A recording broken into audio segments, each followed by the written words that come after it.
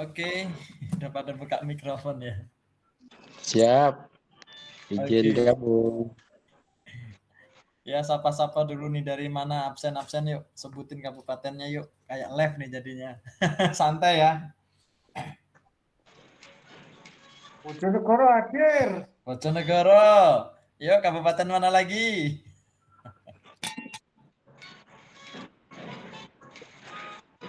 Ragen, hadir. Suragen hadir. Suragen sudah standby. Mana lagi? Sampit ya, Pak? Ya, Sampit hadir. Katulampa Timur, Kalteng. Sampit ini pupuknya belum datang, pesenannya sudah ngelebihi yang dipesan. Alhamdulillah. Ini banyak yang baru, jadi nggak apa-apa biarpun sedikit saya ulas dari awal, kita cepet aja. Cuma sebenarnya di gambar yang poin ini yang perlu kita bahas sebenarnya, akselerasi online dan offline antara agen, dropship, dan reseller ini sebenarnya penting. Tapi nanti kita ngobrol di terakhir, karena ini ada yang baru juga kan, Mas Yan. Ada agen-agennya harus tahu nih basic produk kita arahnya kemana ya. Jadi kita ke produk dulu ya. Betul Pak, ke produk dulu Pak. Produk dulu ya. Dulu. Oke. Ya ke produk dulu Pak, biar paham. Oke, Step by step. dibantu ini dulu mikrofonnya di mute. Saya langsung masuk ke materi dari awal. Ini diulang-ulang materinya biar makin hafal.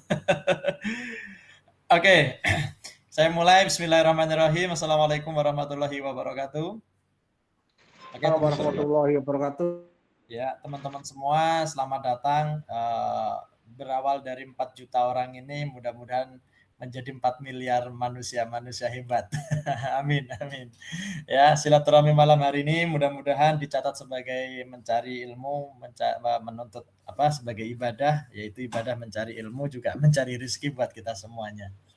Oke, teman-teman, di sini kembali ke basic kita, yaitu Nusantara itu sering saya himbau di grup, ada beberapa segmen bisnisnya termasuk minimarket, aplikasi ya, kesehatan manusia. Ini kita sudah mau launching bulan 6, kemungkinan produk untuk manusia yang penyakitan launching ya.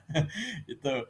Nah, di hari ini kita fokus seperti yang kita infokan bahwa produk utama kita pupuk, yaitu di kesehatan tanah dan tanaman. Nah, poinnya di mana? Nah, di sini teman-teman. Kita langsung masuk ke materi ya, kesehatan tanah dan tanaman.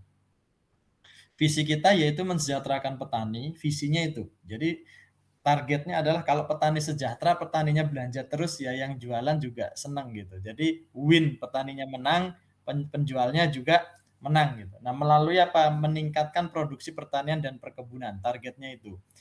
Terus caranya gimana? Nah, setelah kita punya visi untuk mensejahterakan petani, caranya sederhana. Yang berikutnya adalah cara, misi, mengembangkan pertanian dan perkebunan yang ramah lingkungan. Karena berkebun itu bukan hanya untuk kita, tapi untuk anak cucu ke depannya harus berkebun. Apalagi semakin banyak populasi manusia yang dimakan semakin banyak. Bahkan pemerintah sendiri bahas tentang ketahanan pangan, ya kan? Nah, itu kalau kita jumlah populasi manusianya nambah sedangkan tanahnya semakin rusak, bagaimana jangka panjangnya? Nah, itu. Yang kedua, meningkatkan produksi tadi, pertanian dan perkebunan. Caranya membangun kerjasama antara petani, pemerintah, dan dunia usaha. Nah, itu. Jadi dunia usaha itu siapa? Ya, mungkin teman-teman di daerah ada kelompok tani, ada tengkulak buah, dan lain sebagainya. Itu bisa dijadikan mitra usaha untuk menyalurkan distribusi pupuk kita. Toko pertanian, ya, yang mau boleh gitu. Oke, selanjutnya ini. Teman-teman, sebelum kita bahas ke tumbuhan dan manusia itu memiliki persamaan, yaitu sama-sama memerlukan makan. Ya. Jadi kalau manusia makanannya adalah nasi, ada 2 makanan, yuk bantu yuk. Manusia itu makanannya ada 2.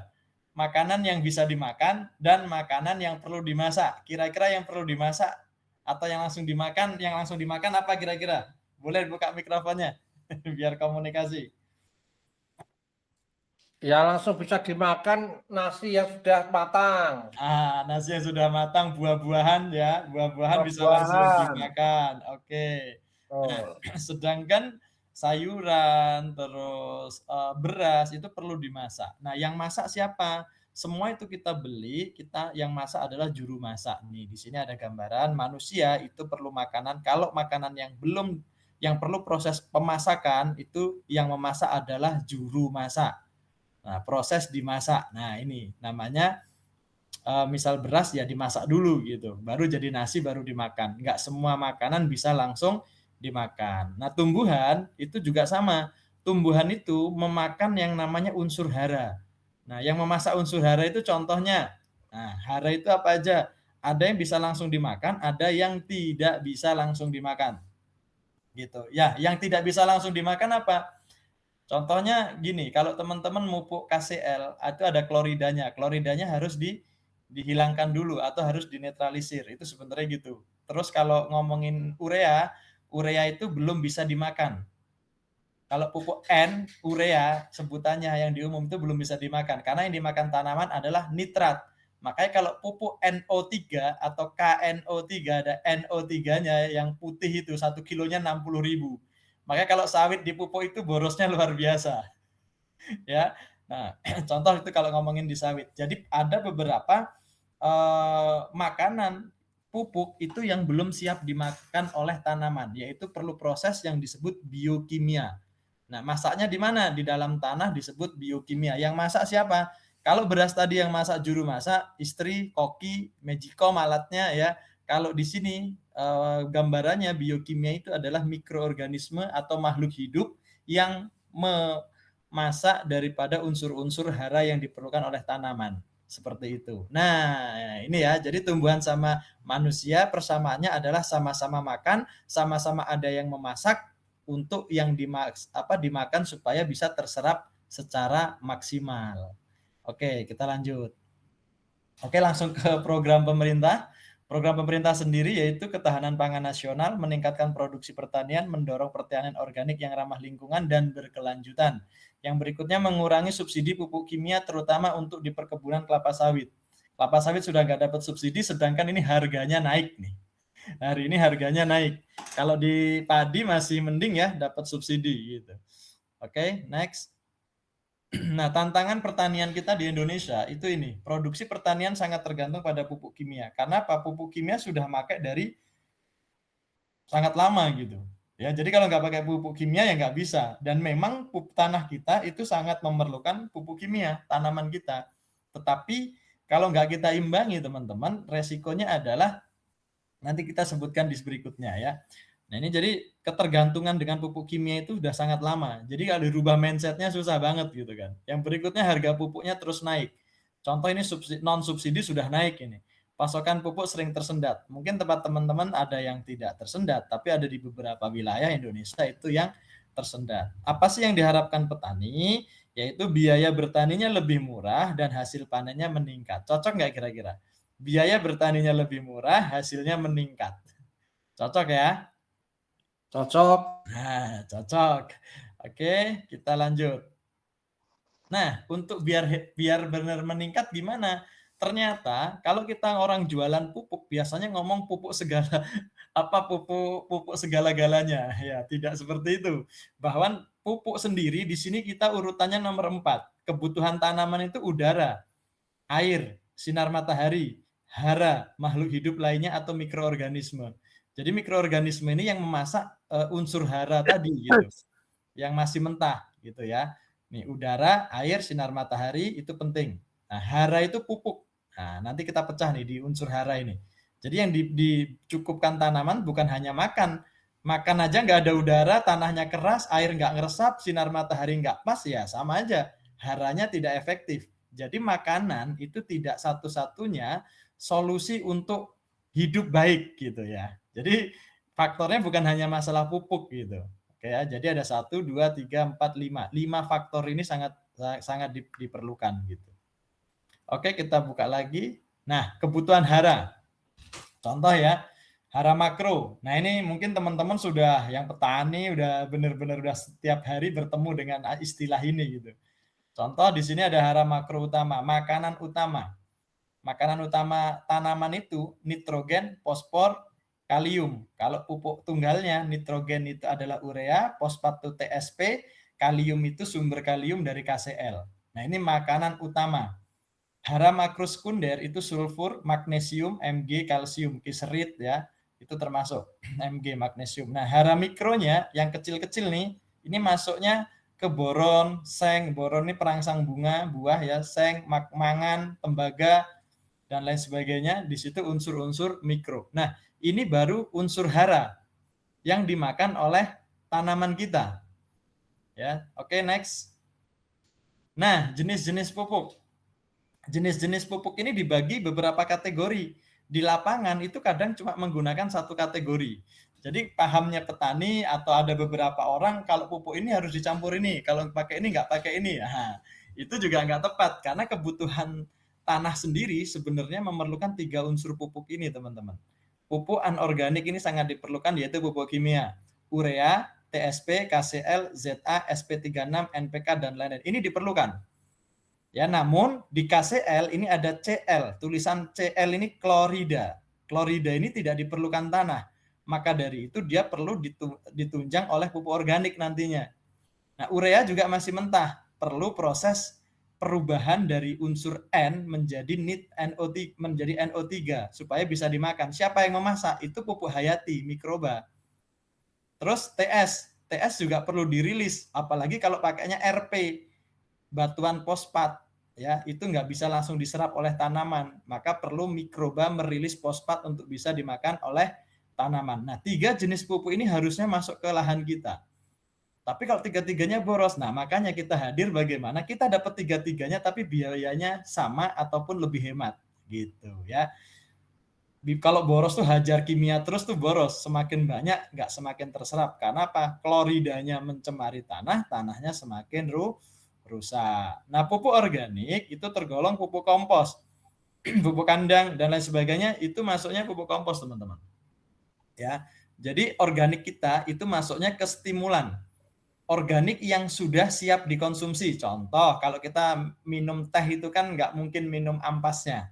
Yang kita minum adalah sari tehnya. Sama, yang dimakan oleh tanaman itu unsurnya, bukan ampasnya. Tapi kompos itu cocok untuk apa? Menambah humus, misal tanah-tanah pasir, tanah-tanah kekurangan mineral, itu bagus kompos itu. Fungsinya berbeda-beda. Makanya pupuk kita ketika dispray teragen itu sangat efektif karena sifatnya bisa langsung diserap seperti itu.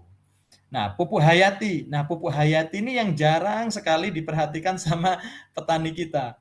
Ada petani kami, Pak, kami dipupuk terus Pak pakai hayati gitu kan. Ternyata cuma di hayati aja nggak pernah dipupuk sawitnya.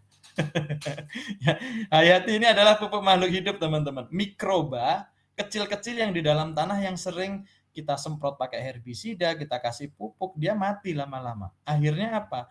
Tidak bisa memasak atau proses biokimia di dalam tanah, sehingga krisis unsur hara. Kalau udah krisis unsur hara, contoh Bapak punya dapur, istrinya nggak masak, mau nggak mau beli ke warung. Lah kalau setiap hari beli ke warung boros, bener nggak? Itu ya, makin boros gitu. Tapi kalau ada yang masak ya lebih hemat. Nah, sama di lahan kebun kita itu perlu ada yang masak, namanya mikroorganisme ini. Oke, kita lanjut. Oke, stimulan. Kita fokus ke stimulan. Stimulan adalah bahan yang merangsang atau mempercepat respon alami tanaman. Ini bisa berupa zat ya yang memicu aktivitas biologis seperti hormon pertumbuhan. Dia ada ZPT, zat pengatur tumbuh, giberelin, sitokinin, enzim atau mikroorganisme yang membuat tanaman lebih tangguh ya, lebih cepat merespon dan lebih optimal ya menyerap nutrisi atau beradaptasi dengan lingkungan. Oke, ini stimulan tuh fungsinya itu menjaga dia tahan terhadap penyakit ya, bukan kebal, tahan, dia lebih tahan. Nanti terus kita nggak pakai insektisida, kalau penyakitnya banyak ya tetap harus pakai ya. Oke, tanah sehat adalah tanah yang mengandung unsur hara yang cukup, yang mengandung mikroba ya, tidak tercemar toksin dan bebas dari bahan kimia. Tapi saat ini lahan pertanian kita sulit untuk terhindar dari bahan kimia. Unsur hara bisa jadi banyak di tanah, namun tidak bisa diserap oleh tanaman. Faktornya apa? Ada yang bentuknya masih mentah, ada yang bentuknya dia mengendap di dalam tanah. Seperti itu, tidak bisa terurai. Oke, Kerusakan tanah akibat penggunaan bahan kimia, pupuk kimia, pestisida, herbisida. Contoh ya efeknya. Kerusakan tanah, pencemaran lingkungan terjadi. Tanah semakin keras, makin lama makin keras. Dulu sawah itu mungkin bisa sampai 1 lutut lumpurnya. Sekarang makin lama makin berkurang ya kedalamannya. Proses biokimia di dalam tanah terganggu sehingga produktivitas lahan menurun. Terjadi residu atau penumpukan dari bahan pupuk kimia yang dipakai puluhan tahun yang lalu, sehingga tanah susah terurai. Kalau tanahnya keras, matahari susah masuk, udara susah masuk, apalagi urea. Sedangkan unsur nitrogen itu di udara ada 70% lebih gitu, unsur di udara. Makanya kalau teman-teman ngisi angin, ban mobil, ya ngisi ban mobil itu Kak, ngisi angin angin nitrogen itu masih bentuknya N, tapi kalau tanahnya keras tidak ada mikrobanya, N di udara ini akan sia-sia. Jadi makanya harus beli urea terus gitu. Tapi kalau tanahnya gembur, subur, sehat, sebenarnya urea tersedia di alam semesta. Herbisida, nah ini yang paling luar biasa ya, merugikan tanah itu herbisida, membunuh mikroorganisme. Jadi banyak orang bilang ya yang penting cepat, iya nggak apa-apa, tapi ya harus ditanggulangi. Kalau mikroorganismenya mati ya kita hidupkan lagi gitu. Oke, selanjutnya ini contoh sederhananya di kelapa sawit ya. Ini sebagai contoh aja. Kelapa sawit tanahnya yang nggak mungkin dicangkul. Kerugian petani kita jika kita sering menggunakan pupuk kimia tanpa kita memberikan 3 unsur pupuk hayati dan organik tadi, kerugiannya apa? Ini ya, terjadi yang terserap hanya 30%. Teman-teman mupuk katakanlah 2 kilo, yang termakan hanya 30%. Yang lain kemana? Kalau kena panas, urea itu menguap kembali ke udara. Ya kan? Nah, terus apalagi? Tercuci. Kalau hujan kena air, tercuci. Ya, yang berikutnya mengendap, terresidu, yang termakan hanya sedikit. Nah, inilah kerugian petani kita jika kita fokusnya hanya kimia terus. Maka di sini kita punya solusi gitu. Bagaimana?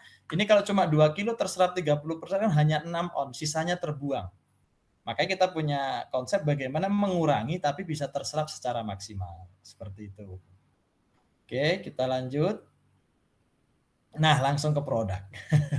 Kok lain? Mungkin kalau teman-teman yang udah join Telegram, teman-teman sudah tahu ya. Nah, kandungan bioorganik ini saya sebutkan, ini salah satu produk kita, yaitu yang tabur mas, yaitu produk yang mengandung 12 bakteri aktif, yang salah satunya di situ pelarut fosfat yang merubah nitrifikasi N, itu unsur N dimasak di biokimia menjadi unsur nitrat, bisa dimakan oleh tanaman, itu di sini ada. Ya, dan banyak lagi ya kandungan di dalam tabur emas. Tapi kenapa kami belum sepil ini teman-teman? Tabur emas ini volumenya besar. Kalau nanti daerah teman-teman kita setiap kabupaten sudah ada agen, maka kita bisa suplai lewat provinsi, otomatis pengirimannya lebih murah. Lebih mudah juga, karena volume berat kalau belinya sedikit habis di ongkos kirim, teman-teman nggak bisa jualan. Jadi ini sekedar informasi dulu. Oke. Ini manfaatnya menguraikan zat organik sehingga organik tanah ya, misalnya ada pelepah. Kalau sawit ada pelepah ya, di situ ada bekas-bekas kompos, kotoran hewan yang belum terurai, itu akan terurai nantinya. Akan menjadi lebih sehat. Akan misalnya ada fusarium, jamur-jamur itu akan terurai.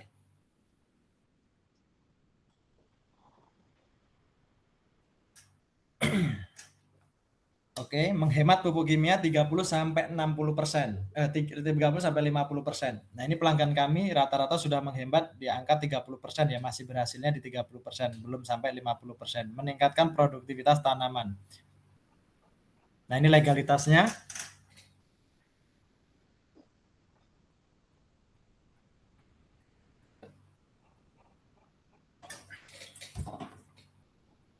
Nah, ini dia yang ditunggu-tunggu. Oke, jadi Teragen, sebentar teman-teman.